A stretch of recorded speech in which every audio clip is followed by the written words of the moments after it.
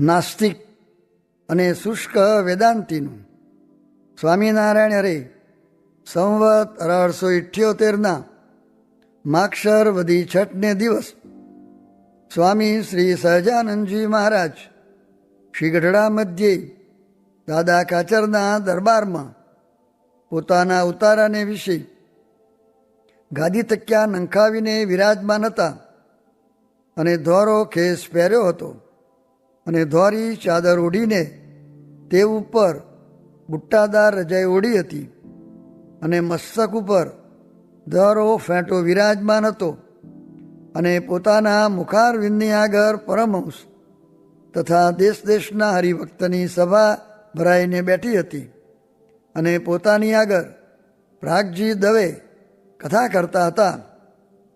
પછી શ્રીજી મહારાજ બોલ્યા છે, અમે તો સર્વ પ્રકારે વિચારીને જોયું છે, આ સંસારમાં જેટલા કુસંગ કહેવાય છે તે સર્વ કુસંગથી અધિક કુસંગ તે કયો છે? તો જેને પરમેશ્વરની ભક્તિ નહીં અને ભગવાન સર્વના સ્વામી છે, ભક્તવત્સલ છે, પતિત પાવન છે, અધમ ઉદ્ધારણ છે, એવો પણ ભગવાનની કોરનો જેના હૈયામાં વિશ્વાસ નહીં, તે એવા તો આ સંસારમાં બે મત છે, એક તો નાસ્તિકનો અને બીજો શુષ્ક વેદાંતિનો. એ બે અતિ કુસંગ છે અને પંચ મહાપાપે યુક્ત હોય અને તેને જો ભગવાનનો વિશ્વાસ હોય તો તેનો કોઈ કાર્ય છૂટકો થાય, તથા બાળ હત્યા, ગૌ હત્યા, સ્ત્રી હત્યા ઇત્યાદિ જે મોટા પાપ તેના કરનારાનો પણ કોઈ કાર્ય છૂટકો થાય ખરો. પણ એ બે મતની જેને પ્રતીતિ આવી તેનો કોઈ કાર્ય છૂટકો થાય નહીં. શા માટે? જે એની સમજણ વેદ, શાસ્ત્ર અને પુરાણ તે થકી ઊંધી છે. તેમાં નાસ્તિક તો એમ સમજે છે જે રામચંદ્રજી ને શ્રી કૃષ્ણ ભગવાન એ તો રાજા હતા અને શ્રી કૃષ્ણે દૈત્ય માર્યા તથા પરસ્ત્રીના સંગ કીધા માટે ત્રીજા નરકમાં પડ્યા છે. એવી રીતે અધમ ઉદ્ધારણ ને પતિત પાવન એવા જે શ્રી કૃષ્ણ ભગવાન તેને વિશે પરમેશ્વરની બુદ્ધિ જ નથી અને કર્મે કરીને પોતાનું કલ્યાણ માન્યું છે. તે જ્યારે કર્મ કરતાં કરતાં કેવળ જ્ઞાન પ્રગટે ત્યારે તે ભગવાન થાય એવી રીતે અનંત ભગવાન માન્યા છે. પણ અનાદિ પરમેશ્વર નાસ્તિકને મતે કોઈ નથી. જેને ભજને કરીને જીવ ભવના બંધન થકી છૂટે માટે એ મત છે તે વેદથી વિરુદ્ધ છે અને શુષ્ક વેદાંતિ છે. તે તો એમ સમજે છે જે બ્રહ્મ છે તે જ જીવરૂપ થયા છે અને જેમ સૂર્યનું પ્રતિબિંબ છે તેમ બ્રહ્મ તે જીવરૂપ છે. માટે જ્યારે એમ સમજાય છે હું બ્રહ્મ છું ત્યારે એને કાંઈ સાધન કરવું રહ્યું નહીં અને જ્યારે પોતે પરમેશ્વર થયા ત્યારે હવે ભજન પણ કોઈનું કરવું રહ્યું નહીં એમ માનીને પછી પાપ કરતાં પણ બીએ નહીં અને મનમાં એમ સમજે છે આપણે નિર્ગુણ માર્ગને પામ્યા છીએ માટે આપણે ફરીને જન્મ નહીં ધરવો પડે. પણ એ શુષ્ક વેદાંતિ એટલો તપાસ કરતા નથી જે માયા પર જે નિર્ગુણ બ્રહ્મ તેને પણ એની સમજણે કરીને જન્મ મરણ ઠેરાણું. કેમ છે? એ એમ કહે છે જે બ્રહ્મ છે તે જ સ્થાવર જંગમ રૂપ થયા છે. ત્યારે જે જીવ હોય તેને માથે તો જન્મ મરણ હોય, તે જન્મ મરણ બ્રહ્મને માથે આવ્યું અને એ તો એમ જાણે છે જે અમે જન્મ મરણથી છૂટીશું, પણ એમ વિચારતા નથી જે આપણે મતે કરીને બ્રહ્મને માથે જન્મ મરણ સાચું થયું. ત્યારે આપણ પણ ઘણું સમજીશું તો પોતાને બ્રહ્મ સ્વરૂપ માનીશું તો પણ જન્મ મરણ નહીં ટરે. માટે એને જ મતે કરીને એણે જે મોક્ષ માન્યો છે તે ખોટો થઈ જાય છે, તો પણ કોઈ તપાસીને જોતા નથી.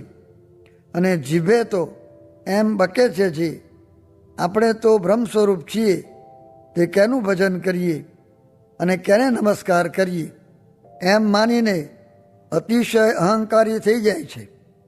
અને સમજ્યામાં તો કાંઈ આવ્યું નહીં, તો પણ જ્ઞાનીનું માન લઈને બેઠા છે. પણ એમ વિચારતા નથી જે પોતાને મતે કરીને જ પોતાનો મોક્ષ ખોટો થઈ ગયો, અને જે એનો સંગ કરે તેને પણ એવા ને એવા મૂર્ખ કરીને મૂકે છે. અને સાચા જ્ઞાની જે નારદ સનકાદિક શુકજી, તે તો નિરંતર ભગવાનનું ધ્યાન, નામરટન અને કીર્તન તેને કરે છે. અને શ્વેતદીપને વિશે જે નિરંમુક્ત છે તે તો બ્રહ્મ સ્વરૂપ છે અને કારના પણ કાર છે. તે પણ પરમેશ્વરનું ધ્યાન, નામરટન, કીર્તન, પૂજન, અર્ચન, વંદન તેને કરતા રહે છે. અને પોતે અક્ષર સ્વરૂપ છે, તો પણ અક્ષરાતીત જે પુરુષોત્તમ ભગવાન તેના દાસ થઈને વર્તે છે. અને બદ્રિકાશ્રમને વિશે જે ઉદ્ધવ ને તનુ ઋષિ આદિ મુનિ રહ્યા છે, તે પણ તપ કરે છે ને નિરંતર ભગવાનની ભક્તિ કર્યા કરે છે. અને એ શુષ્ક વેદાંતિ તો કેવળ દેહાભિમાની જીવ છે, તો પણ ભગવાનનું ધ્યાન, સ્મરણ કે વંદન કરતા નથી. અને નારદ સનકાદિક ને શુકજી તેમની જેવી સામર્થ્ય છે ને જેવું જ્ઞાન છે, તથા શ્વેતદ્વીપવાસી જે નિરંમુક્ત તેને વિશે જેવી સામર્થ્ય છે ને જેવું જ્ઞાન છે, તથા બદ્રિકાશ્રમવાસી જે ઋષિ તેમાં જેવી સામર્થ્ય છે ને જેવું જ્ઞાન છે, તેના કોટીમાં ભાગની પણ એ શુષ્ક વેદાંતિને વિશે સામર્થ્ય પણ નથી ને જ્ઞાન પણ નથી, તો પણ પરમેશ્વરના સામાવડિયા થઈને બેઠા છે. માટે એ પાકા અજ્ઞાની છે. અને જેટલા અજ્ઞાની કહેવાય તેના રાજા છે. અને એ તો કોટી કોટી કલ્પ સુધી નરકના કુંડમાં પડશે ને યમનો માર ખાશે, તો પણ તેનો છૂટકો નહીં થાય. અને એવાનો જે સંગ, તેનું જ નામ કુસંગ છે. અને જેમ સત્પુરુષનો જે સંગ તેથી કોઈ મોટું પુણ્ય નથી, તેમ અજ્ઞાની એવા જે શુષ્ક વેદાંતિ તેના સંગથી કોઈ મોટું પાપ નથી. માટે જેને કલ્યાણને ઈચ્છવું તેને નાસ્તિક તથા શુષ્ક વેદાંતિનો સંગ કરવો જ નહીં. ઇતિ વચનામૃતમ. એવી રીતે બ્રહ્મભાવ ને મહિમાની વાત જાજી કહેતા નથી. કેમ જે એમાંથી તો માણસ ગાંડા થઈ જાય છે. તે સારું વર્તમાન ને પુરુષ પ્રયત્નની વાત કરીએ છીએ. કેમ જે અનંત જીવને પ્રભુ ભજાવા છે માટે. સ્વામિનારાયણ હરે સ્વામીએ વાત કરી જે આ લોકમાં દેશકાળ તો લાગે ને ઓછું વર્તાય કે વધુ વર્તાય, પણ રુચિ સારી રાખવી, અંતે રુચિ સહાય કરે છે. સ્વામિનારાયણ હરે સ્વામીએ વાત કરી જે કેટલાક રસોઈ કરે છે, પાણી ભરે છે, ને કેટલાક લખે છે, ભણે છે, ને કેટલાક ખડ વાઢવા જાય છે, ને કેટલાક ઢોર ચારવા જાય છે, ઇત્યાદિ ક્રિયાઓ કરે છે. તે તો એમ જાણવું જે એ સર્વે દેહનો વ્યવહાર છે તે કર્યું જોઈએ, પણ કરવાનું તો બીજું છે. તે શું છે? મહારાજની મૂર્તિની સ્મૃતિ રાખવી, ઉપાસનાને જ્ઞાન શીખવું, સત્સંગ કુસંગ ઓળખવો ને સત્સંગમાં રહેવા એવો દ્રઢ પાયો કરવો ઇત્યાદિ કરવાનું છે તે કરવું.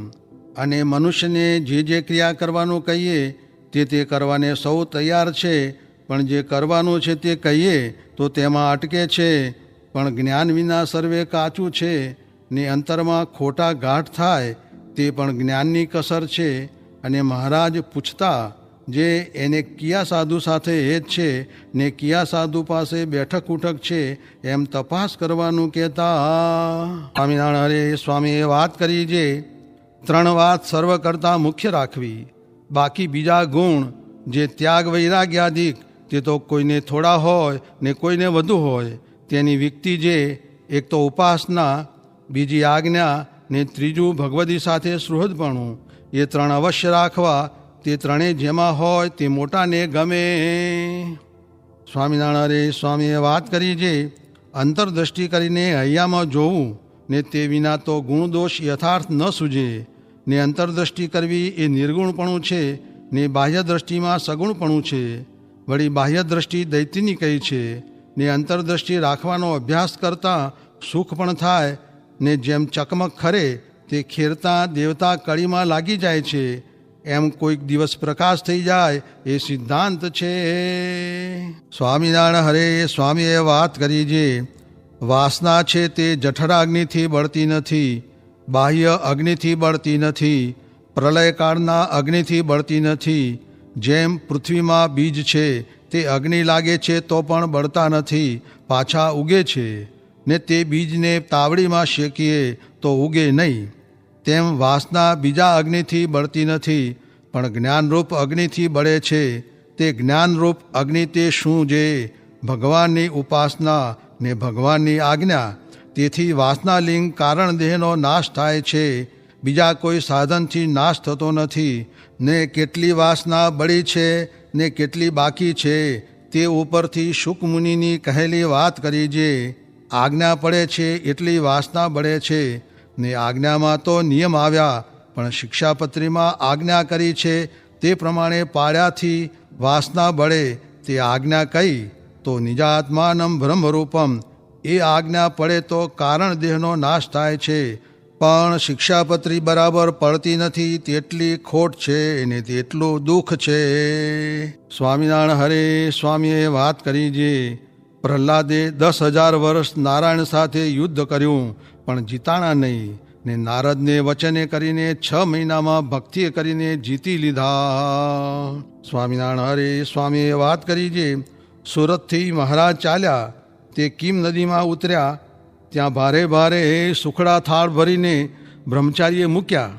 ત્યારે મહારાજ કહે, આપણે ત્યાગી આવું ન ખવાય. પછી સાથવો મંગાવ્યો, તેમાં પણ સાકર ન નાખી ને મીઠું ને સાથવો જમ્યા. સ્વામિનારાયણ હરે સ્વામીએ વાત કરી જે સાધારણ ભક્તનું તો ઠીક છે, ને જેને ઉત્તમ થવું હોય તેને કોઈ પદાર્થમાં જીવ બંધાવા દેવો નહીં, ને હેત ન રાખવું તો નિર્વિઘ્ન ભગવાનના ધામમાં પહોંચાય. અને આ સભા તો અક્ષરધામની છે, અને ગોલોક વૈકુંઠના મુક્ત કસર ટાળવા અહીં આવે છે. માટે આ તો પુરુષોત્તમ પ્રગટ્યા છે ને તેના સાધુ છે, ત્યાં ખબરદાર થઈને મંડવું. કેમ જે તે વાત પછી નહીં મળે. સ્વામિનારાયણ હરે સ્વામીએ વાત કરી જે ભજન કરવું તે રાતમાં ઉઠી ઉઠીને મંડે ત્યારે સાચું. આ સાહેબ તારો પણ મન રાખ્યો એમ મન રાખીએ કાંઈ થાય નહીં, એ તો ઠીક. વાહ વાહ. અરે કેટલાક તો લઘુ કરવા જાય તે પૂરી આંખ પણ ઉગાડે નહીં, જાણે રખે ઊંઘ ઉડી જશે ને માલ વહી જશે ને આખી રાત ચસચસાવે ને દીએ તો ગપોડામાંથી નવરાશ્ય ન થાય. તેણે શું કાંઈ ભગવાન રાજી થાય છે? ને જાણે મોટા થઈ ગયા પણ અમરીશ જેવું એ ક્યાં થવાનું છે? ને ખાઈ ખાઈને ઊંઘી રહ્યા ત્યારે જાણે થઈ રહ્યું આ તો ફરવા જઈને સૂઈ રહે. એમ કહીને કરજો સત્સંગની શાયરે વાલા એ કીર્તન બોલ્યા.